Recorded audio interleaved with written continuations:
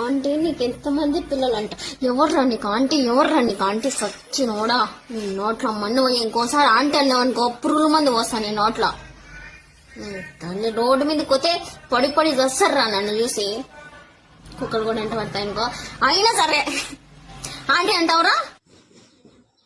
రే ఎవరు నానమ్మని ఆంటీ అని చెప్పింది?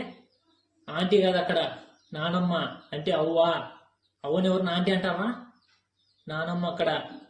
అవ్వా నేను చెప్తాది అవ్వా, ఇంకోసారి ఆంటీ గింటి అని కాకండి. అవ్వ అక్కడ, నానమ్మ. నానమ్మ వెంట కుక్కలే కాదు తోడేలు కూడా వెంట పడతాయి. నానమ్మ అక్కడ,